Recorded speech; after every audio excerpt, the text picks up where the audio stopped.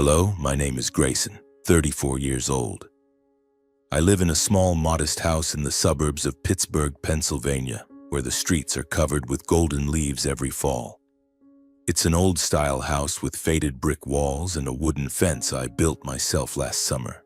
I work as a plumber, a job that's not glamorous but enough for me to live comfortably, pay my bills, and save a little for rainy days. To outsiders, I probably seem like an ordinary guy. Flannel shirt, muddy work boots, and an old pickup truck parked in the driveway. But I don't mind. I like a simple life, quiet and unpretentious. The thing is, few people know that in an investment account I've quietly built over the past 10 years, the balance has reached millions of dollars. This secret I keep to myself, even from my family. Today is a late autumn day. The air crisp and cool, with the scent of pumpkin pie and cinnamon from nearby bakeries lingering in the breeze. Thanksgiving is approaching, just a few days away. It's a time I always look forward to each year, not because of the food or festive atmosphere, but because it's when family gathers together. Or at least, I used to think so. But this year, something feels off. I can sense it, like the way you feel a storm coming even when the sky is still clear. I'm sitting on the old sofa in my living room, the warm orange glow of the table lamp casting light on the wall. In my hand is a cold beer, and in front of me is a small gift box I just finished wrapping. A wool scarf for Mom and a book about baseball history for Dad. I spent the whole week picking them out, thinking this year I'd make everything extra special. I imagined the family gathered around the dining table, laughter filling the air, candles flickering, and stories about the old days. But when I picked up the phone to call Mom and confirm what time I'd come over for Thanksgiving, her voice on the other end made my heart sink. "Grayson, honey." Mom hesitated, her tone unnatural, as if she were choosing her words carefully. "This year, maybe. You don't need to come." I was stunned, my hand gripping the phone tightly. "What do you mean? I've already prepared everything. I even got gifts." "It's not that I don't want you to come," Mom hurried to say, but I could hear the unease in her words. "It's just, Carter wants this Thanksgiving to be special.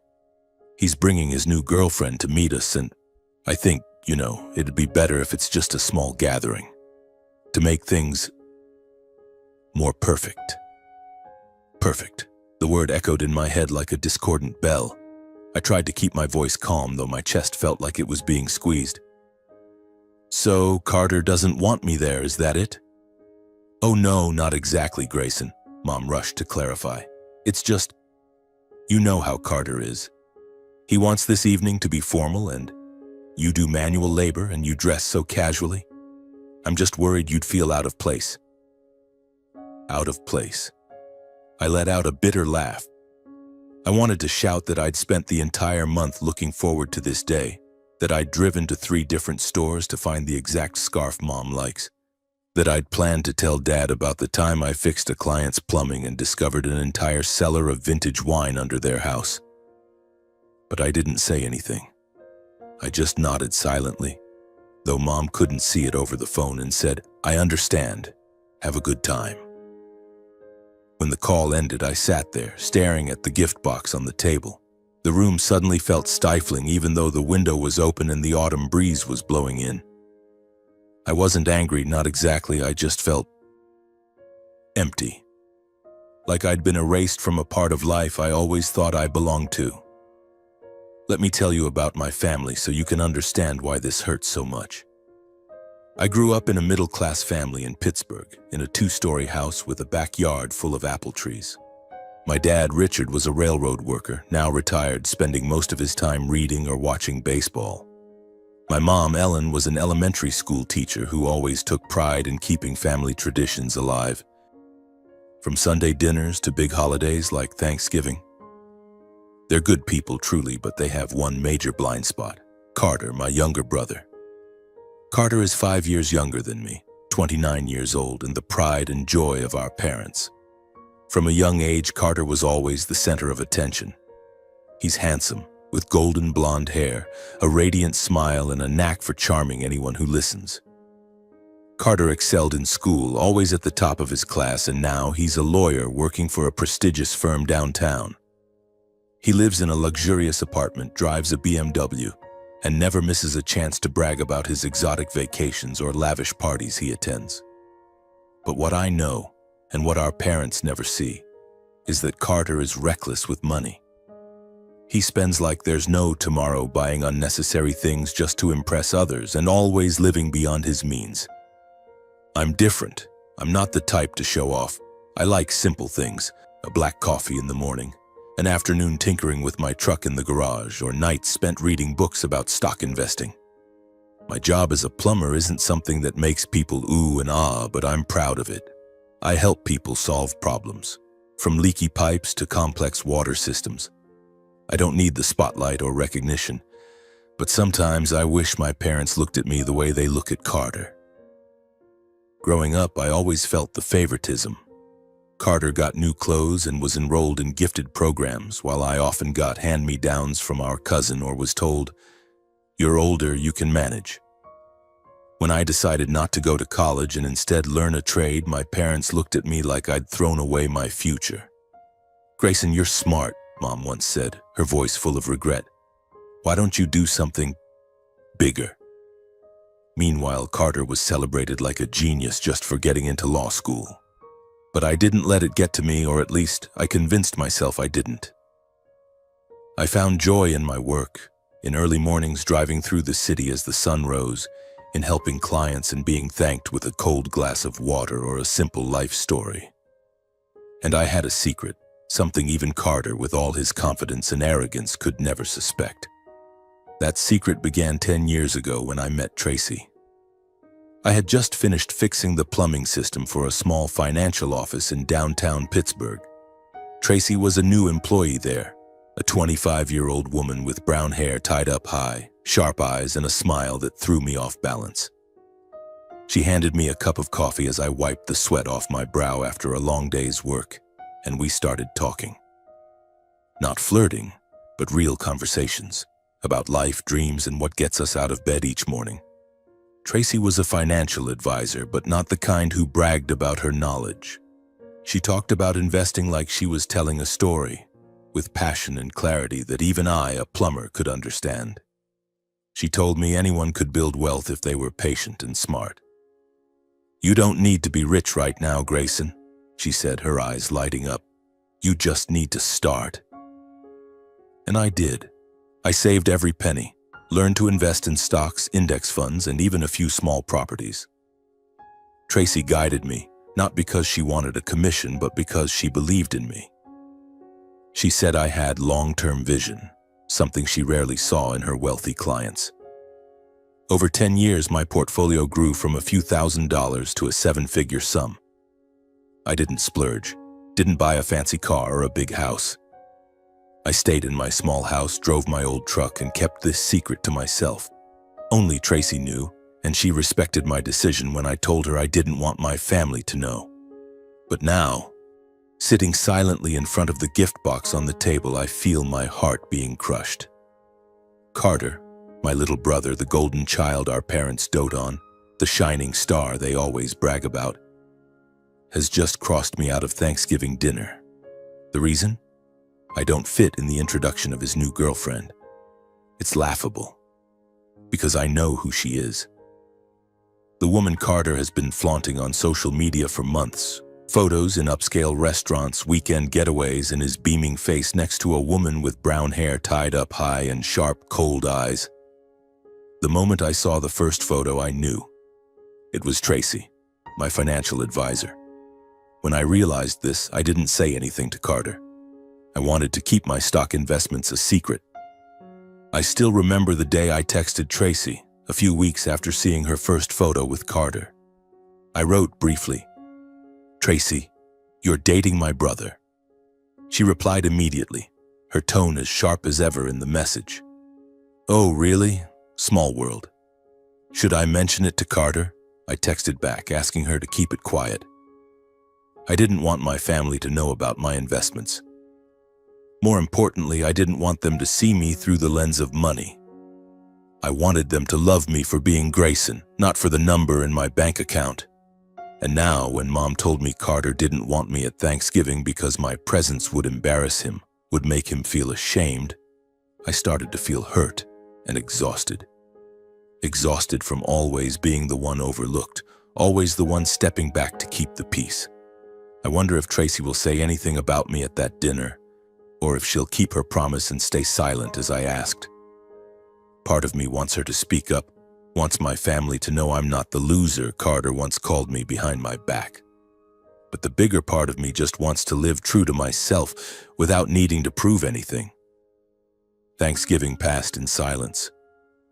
I didn't leave the house, didn't turn on the TV, didn't play the cheerful holiday music like I usually do.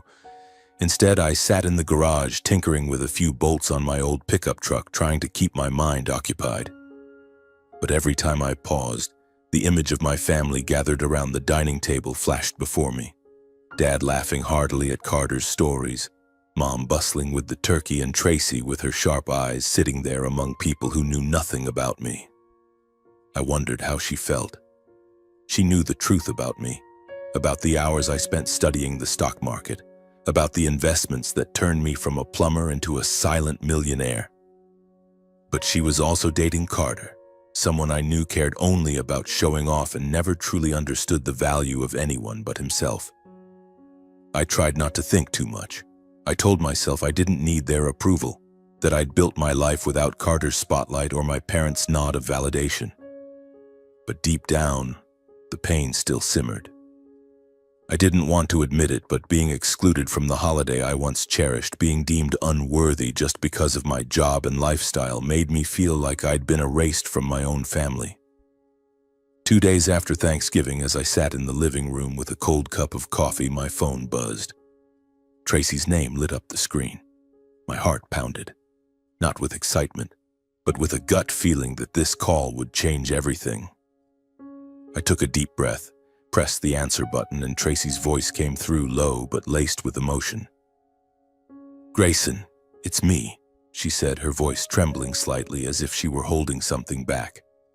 "I need to talk to you about Thanksgiving and—" "I'm sorry." I frowned, setting the coffee cup on the table. "Sorry for what, Tracy? What happened?" She let out a long breath, and I could picture her sitting somewhere, maybe in her small office in downtown Pittsburgh, with stacks of documents and light streaming through the window onto her brown hair. "I broke your promise," she said, her voice dropping. I told your family about you, about your investments, about everything you've accomplished. I couldn't stay silent anymore, Grayson, not after what they said about you." Her words hit me like a punch to the chest.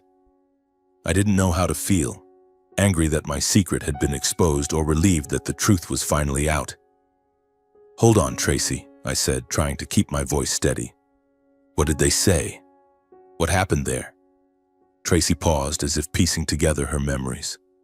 Then she began to tell me, and each word she spoke felt like a knife, but also like a ray of light piercing the darkness in my heart. "Carter wasn't just bragging about himself," Tracy said, her voice tinged with disgust. "He started talking about you, Grayson, and not in a kind way. He called you a loser. He said you were a plumber with no future, that you were an embarrassment to the family, and that you'd never amount to anything big. He laughed like it was a joke, but your parents, they didn't stop him. Your mom even nodded, saying something about how you chose the wrong path. Your dad just stayed quiet, but he didn't object." I gripped the phone tightly, feeling like the blood in my veins was boiling.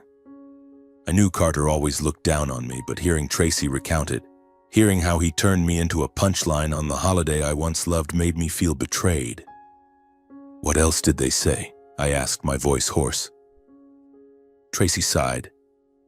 "Carter kept going. He said you were the reason the family couldn't shine in the eyes of his friends. He said you didn't deserve to be invited, that your presence would ruin the atmosphere. And then your mom said, 'Yeah, maybe it's for the best. Grayson will understand.' I was sitting there, Grayson, and I felt like I was going to explode. I couldn't believe they were treating you like that, especially when I know the truth about you." I closed my eyes, trying to breathe evenly. So what did you do? I didn't plan to say anything, Tracy admitted. I promised you I'd keep your investments a secret. But when Carter kept talking, when your parents agreed with him, I couldn't take it anymore. I stood up right in the middle of dinner and I said, "You're all wrong about Grayson. He's not a loser. He's one of the smartest people I've ever known." I could picture the scene.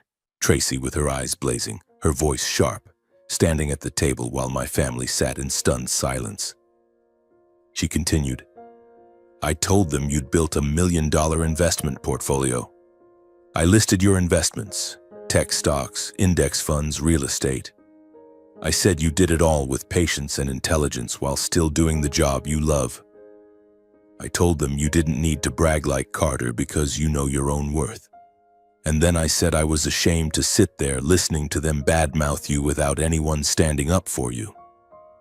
I let out a laugh, a mix of amazement and bitterness. "Tracy, you really said all that?" "And more," she said, her voice softening slightly as if she were smiling. "I said you were the only person in that family I truly respected, that you don't live to impress others but to build a real future."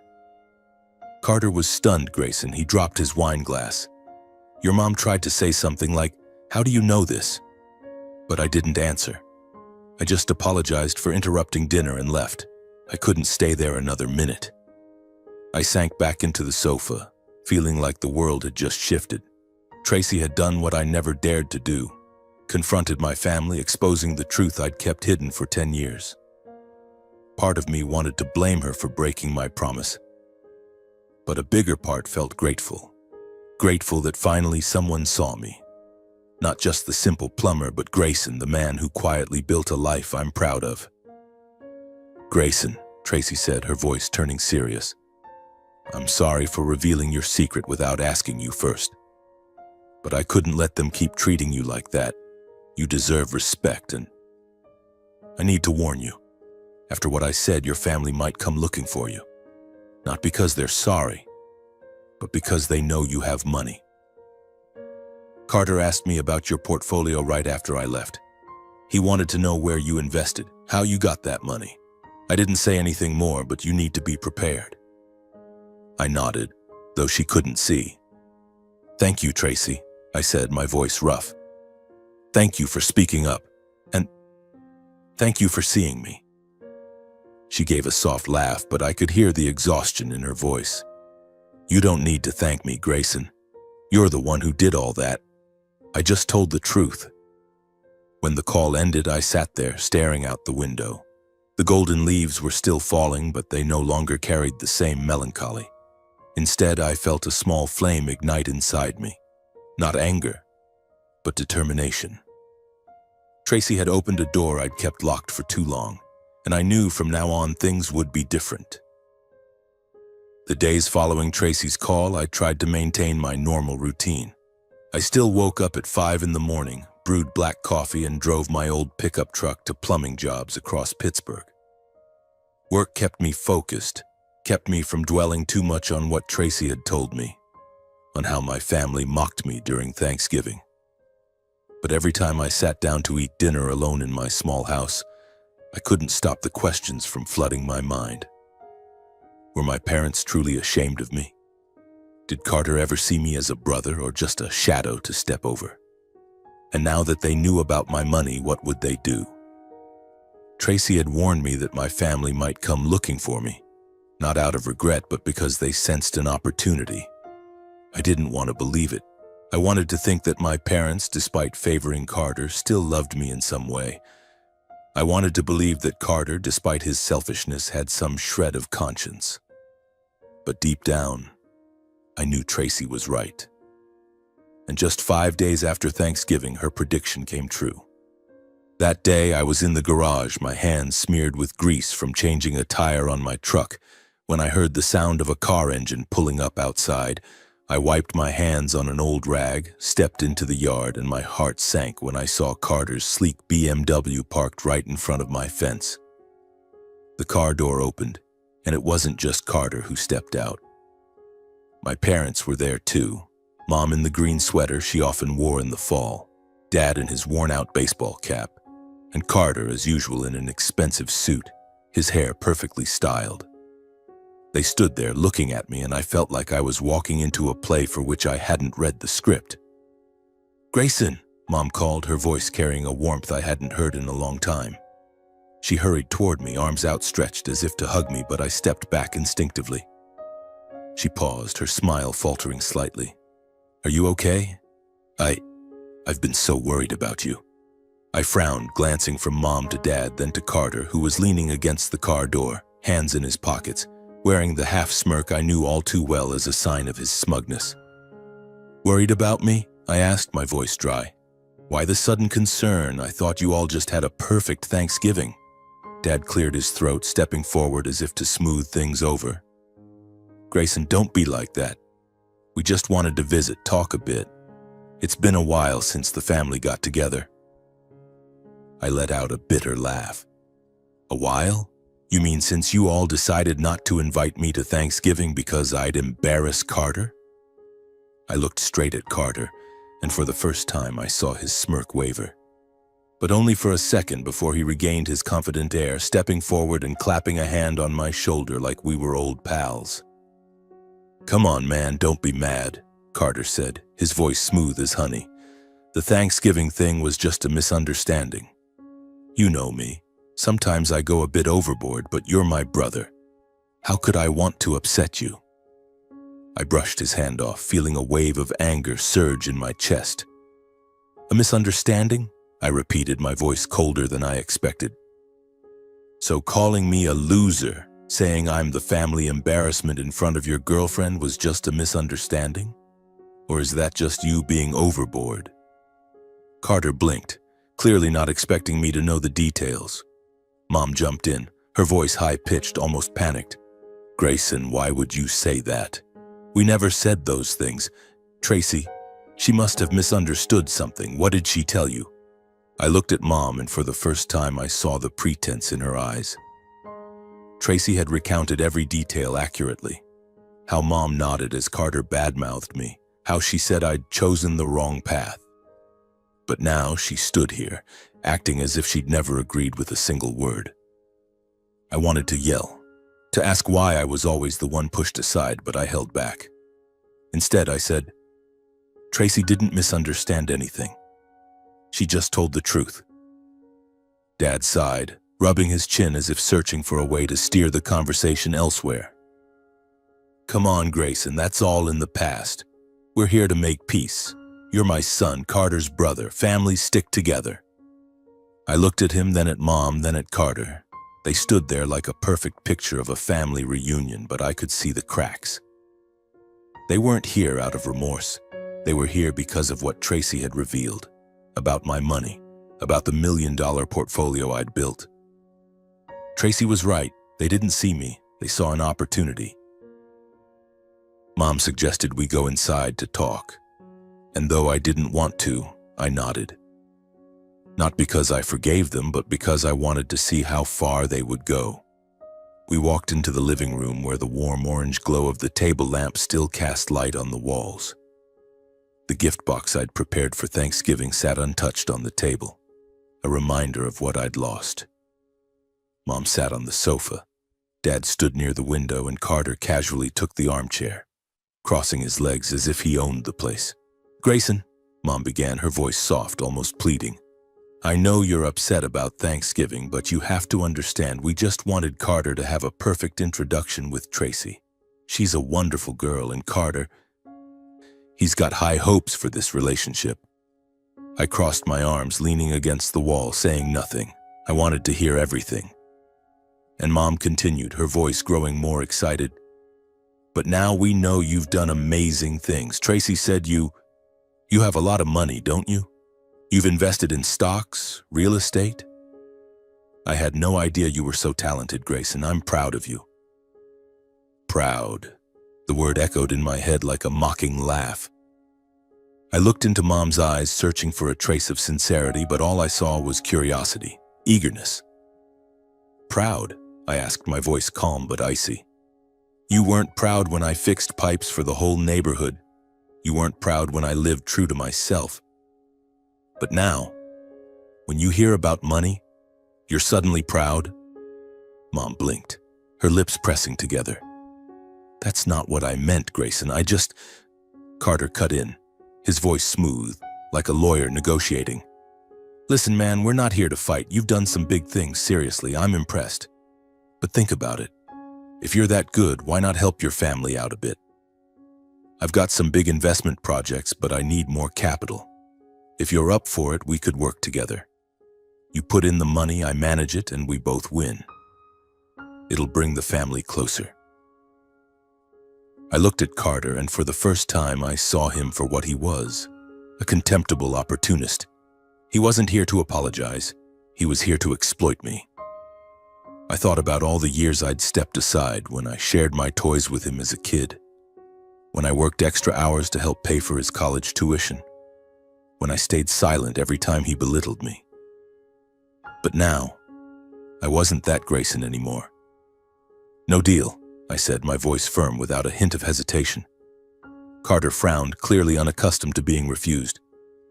Come on, don't be selfish, he said. Family comes first, right? Before I could respond, Dad stepped forward, raising a hand as if to stop me. Grayson, that's enough. Carter's just trying to make peace. You need to learn to forgive. Forgive? I repeated, looking straight at Dad. You want me to forgive being excluded from Thanksgiving? Forgive being called a loser in front of Carter's girlfriend? Forgive the fact that you and Mom never once took my side? The living room fell silent. Mom bowed her head, her hands clutching a tissue tightly. Dad sighed, looking out the window. Carter stood up, his face flushed, pointing at me. Who do you think you are, Grayson? Just because you've got some dirty money from stocks, you think you're better than me? You're still just a plumber living in this dump of a house. Don't act like you can stand there and judge us. I didn't flinch. I looked at Carter and I no longer felt anger, just a deep exhaustion. You're right, Carter, I said, my voice steady. I'm a plumber. I live in this house, but I'm proud that I built everything myself without stepping on anyone. And you? What do you have besides the things you flaunt online? A job you don't love? A lifestyle you can't afford? Carter opened his mouth but didn't continue. I turned to my parents, my voice softening but still resolute. I love you both, I really do. But I can't keep doing this. I wanted a real family, but you only came here when you thought I had something to offer. If you can't love me for being Grayson, then I'm done. I need to live for myself. Mom cried, but I wasn't sure if it was out of regret or because she knew I meant it. Dad shook his head, muttering something about me being stubborn. Carter clenched his fists and stormed toward the door. You'll regret this day, Grayson, he said, his voice dripping with resentment. You think you've won, but you're just isolating yourself. They left, leaving me standing alone in the living room. The sound of the BMW's engine faded and I heard the rustle of dry leaves outside. I sat on the sofa looking at the gift box still on the table and felt a strange sense of relief. I was heartbroken, yes, but for the first time in my life I felt free, unburdened by my family's expectations, no longer weighed down by their favoritism. I closed my eyes, took a deep breath, and told myself I wouldn't go back, never again. The next day I returned to work, fixing a leaky pipe at an elderly woman's house on Elm Street, then driving through downtown Pittsburgh to check a water system for a small office. Work kept me busy, but my mind kept circling back to Tracy's call. She had stood up for me despite her promise to keep my secret. She saw me in a way my family never had. I wondered how she was doing, whether she regretted stirring things up at Carter's dinner. And then, as if she could read my thoughts, my phone buzzed that evening. Grayson, it's me. Tracy's voice came through, gentle but firm. You okay? I heard from Carter. Your family came to your house. I sat down on the sofa, gripping the phone tightly. I'm fine, I guess. They showed up like you warned, but not to apologize. They wanted money, Tracy. Carter talked about investment partnerships and my parents reminded me that family comes first. I told them to leave. Tracy sighed on the other end, and I could picture her shaking her head, her high-tied brown hair swaying. I'm not surprised. Carter, he doesn't change. And that's why I'm calling. I wanted you to know I broke up with him. Her words hit like a bolt of lightning. Not because I hadn't expected it, but because it happened sooner than I thought. Broke up? When? Why? She gave a soft laugh tinged with exhaustion. Just yesterday. I couldn't keep dating someone like Carter. He's selfish, only caring about showing off and using people. I saw how he treated you, how he talked about you behind your back. And yesterday, when he called me, there was no remorse, no apology. And I knew I couldn't be with him for life. I fell silent, not because I didn't know what to say, but because I was processing her words. Tracy, the sharp, intelligent woman who helped me build my financial future, had chosen to leave Carter, not just for herself, but for the values she believed in. Are you sure? I asked, my voice hoarse. I mean, Carter's the kind of guy a lot of women dream about. Good job, nice car, flashy lifestyle. Tracy laughed, this time a real laugh. Grayson, you think I care about that stuff? I'm a financial advisor. I see tons of guys like Carter living beyond their means, buying attention with borrowed money. But you're different. You're real. You work hard and you don't need to prove anything to anyone. That's what I respect. My heart pounded, not because I was fantasizing about anything, but because for the first time in my life I felt truly seen, not for the money I had, but for who I was. Thank you, Tracy, I said, my voice softening. I don't know what to say. Don't say anything, she replied, but if you're free, meet me at the coffee shop on Forbes tomorrow. I want to talk, not about stocks or Carter, just talk. I smiled, the first real smile in days. Sure. The meeting at the coffee shop marked a new beginning. The shop sat on a quiet street corner with large glass windows overlooking the road. Tracy was there early, sitting in a corner with a latte, wearing a gray sweater and her hair tied up as usual. When I walked in, she looked up, her smile making the room feel brighter. We talked for hours, at first about small things like how good the sandwiches were at the shop or how I once botched a pipe job and had to apologize to a client with a dozen donuts. But then the conversation deepened. She shared her dream of starting her own financial advisory firm to help regular people like me build their futures. I talked about the late nights reading investment books, the pride I felt watching my portfolio grow, and the loneliness of having no one in my family understand me. We started meeting more often, not just at the coffee shop, but at other simple places like the park near my house or an old bookstore in the suburbs. Tracy wasn't like Carter, needing fancy restaurants or glittering lights. She loved real moments, like when we sat on a park bench eating sandwiches and laughing hysterically over a silly story. I began to realize I didn't just value her as a friend. There was something deeper, a connection I'd never felt with anyone else. One evening, as we walked along the Allegheny River, the city lights reflecting on the water, Tracy took my hand. It wasn't a dramatic gesture, just a light, natural touch, as if it was meant to be. Grayson, she said, looking into my eyes, I don't know where this is going, but I like being with you. You make me feel safe. I looked at her, and for the first time I didn't think about my family, Carter, or the hurts of the past. I only thought about her, about how she made me want to be the best version of myself. I like being with you too, Tracy, I said, and we stood there under the city lights, needing no more words. My relationship with Tracy grew quietly, but I knew it wouldn't last forever without complications. Carter, with an ego as towering as a skyscraper, wasn't the type to let things go easily. And as I predicted, just a few weeks after Tracy and I grew closer, he found out. One evening, while I was fixing a pipe in the kitchen, my phone buzzed incessantly. I wiped my hands, picked it up, and Carter's voice came through, seething with anger. Grayson, you're a jerk. You dare steal my girlfriend? Who do you think you are? I frowned, trying to stay calm. Carter, calm down. Tracy broke up with you because she wanted to. I didn't steal anyone. "Don't play innocent," he shouted, his voice shrill. "I saw the pictures of you two on social media, that cheap coffee shop, the park, acting like some romantic guy. You did this on purpose, didn't you? You wanted to ruin my life because you're jealous." I sighed, sitting down at the kitchen table. "Carter, I'm not jealous. I never wanted your life. Tracy and I just clicked. She didn't want to be with you anymore, and you know why." Carter let out a scornful laugh, his voice dripping with resentment. "Oh, I get it. Because you've got money, right?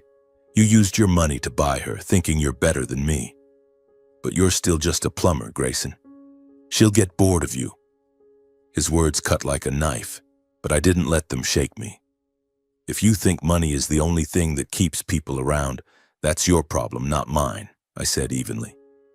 "Tracy doesn't need my money, and I don't need to prove anything to you. Leave her alone, Carter." He hung up, and I sat there staring at the phone screen. I knew this wasn't the end. Carter never stopped when he felt slighted, and I was right. A few days later, Mom called. Her voice trembled as if she were holding back tears. "Grayson, how could you do this to your brother? Carter says you stole his girlfriend, that you're trying to ruin his life. You're his older brother. How can you be so selfish?" I gripped the phone tightly, feeling like everything was circling back to square one. "Mom, I didn't steal anyone. Tracy broke up with Carter because she wasn't happy. We only started talking afterward. But have you ever asked me what the truth is, or do you just listen to Carter and believe him right away?" Mom was silent for a moment before saying, "Carter's hurting, Grayson. He says you betrayed the family. I just want you to fix this. Talk to Tracy. Tell her to go back to Carter. Our family needs to stay together." I let out a bitter laugh. "Stay together? You want me to sacrifice my happiness to please Carter? You've never asked how I feel, never taken my side." "I'm tired, Mom. I'm not doing it." Mom cried on the other end, but I didn't soften. I love her, but I couldn't keep living to please a family that constantly demanded I yield and endure. I hung up, and for the first time I didn't feel guilty. Carter didn't stop. He started spreading lies on social media, posts hinting that I was a traitor, messages to mutual friends claiming I'd seduced Tracy to get back at him. A few acquaintances asked me about it, but I didn't respond. I knew the truth, and so did Tracy. But the pressure from my family and Carter's words began to make me doubt, not Tracy but myself. Was I really worthy of her? Should I step back to avoid more trouble? I told Tracy, and she took my hand, her eyes blazing. "Grayson, don't let Carter shake you," she said. "He's trying to make you feel guilty for daring to live for yourself. You haven't done anything wrong. I'm here and I chose you." Her words were like a breeze dispelling the darkness inside me. I hugged her, and I knew that no matter what Carter did, I wouldn't let him destroy what I was building. A year has passed since I stood in my living room, facing my family and delivering my final refusal. A year since Carter left with a resentful glare, my parents quietly following, and my front door closed, carrying away the heavy expectations I once bore. A year since Tracy held my hand by the Allegheny River, the city lights reflecting in her eyes, and I knew I had found what I'd been searching for. Not my family's approval, but someone who truly saw me. Today I stand before a mirror in a small room of an old church in the suburbs of Pittsburgh, wearing a simple gray suit. I smile at my reflection, not because I look dashing. I'm not like Carter with his slick hair or flashy demeanor, but because I feel at peace. Today is my wedding day, the day Tracy and I begin a new chapter, and for the first time in my life, I don't feel the need to prove anything to anyone. But even in this moment of happiness, I can't stop a small pang of regret from creeping in. I sent invitations to my parents and Carter, not because I expected them to come, but because I wanted to close the past completely. I knew they wouldn't show up, yet I reserved 3 empty chairs in the church, a reminder of what I once hoped for and what I've learned by letting go. Our wedding isn't like the ones you see in movies. No luxurious hotel, no symphony orchestra, no extravagant bouquets. Tracy and I wanted a simple ceremony, one that reflected who we are. The small church is decorated with warm golden string lights, fresh pine branches filling the air with a gentle fragrance, and a few pots of white daisies Tracy picked out herself at a farmer's market. The guests are just close friends. Joe, my co-worker who's been with me on plumbing jobs for the past 5 years. Sarah, my high school friend who always teased me about my worker fashion sense. And a few of Tracy's colleagues from the financial firm who are always surprised to learn that I, a plumber, know more about stocks than they do. Tracy walks in, and my heart skips a beat. She's wearing a simple ivory dress that falls just below her knees, her brown hair loose with a small pearl clip. She doesn't need heavy makeup or sparkling jewelry. She's beautiful in the way I've always loved, authentic, strong, and radiant with light. When she takes my hand at the altar, it feels like the world narrows to just the two of us. The priest reads the vows, but I barely hear him. I'm lost in Tracy's eyes, remembering our coffee dates at the shop on Forbes Street, our walks by the river, the nights we sat on my sofa, discussing the future with the excitement of two people building a shared dream. When it's my turn to speak, I hold her hands tightly, my voice thick with emotion. Tracy, I begin. You saw me when no one else did. You helped me believe in myself, not just through numbers or portfolios, but through the way you looked at me, the way you reminded me I'm enough. I don't promise you the world, but I promise you everything I have. My love, my respect, and a life we'll build together. Tracy smiles, her eyes shimmering with tears. Grayson, she replies, her voice soft but steady. You taught me that happiness isn't found in flashy things, but in real moments. I choose you not for who you are on paper, but because you're the best man I've ever known. I promise to stand by you no matter what comes. We exchange rings, simple silver bands, no gemstones, but carrying our promises. When the priest declares us husband and wife, I pull Tracy into my arms, kissing her amid the applause and laughter of our friends. But in that moment, I glance at the 3 empty chairs at the back of the church. They're still empty, as I expected. A fleeting pang of regret passes through me, but it quickly fades as Tracy squeezes my hand and whispers, "You okay?" I nod, smiling. Better than ever. After the wedding, Tracy and I move into a new home. Not a lavish mansion, but a 2-story house with a backyard big enough to plant a few apple trees like the ones in the home where I grew up. I still work as a plumber, still drive my old pickup truck, but now I have Tracy by my side, and that warms my heart. My story doesn't end with a grand victory or sweet revenge. It ends with peace, something I once thought I didn't deserve. I've learned that happiness doesn't come from others' approval, but from living true to yourself. Tracy is proof of that, the person who reminds me that real love is built on respect and understanding, not fleeting vanities. As I stand in our backyard watching the newly planted apple trees sway in the breeze, I think of Carter, my parents, and the empty chairs at our wedding. I'm not angry anymore. I only hope that one day they'll learn what I have, that family isn't just what you're born into, but what you build day by day with the people who truly care. I turn back to the house, seeing Tracy brewing coffee in the kitchen, her smile lighting up as she spots me. "Ready for a new day, love?" she asks. I nod, walking over to hug her from behind. Ready. With you, I'm always ready.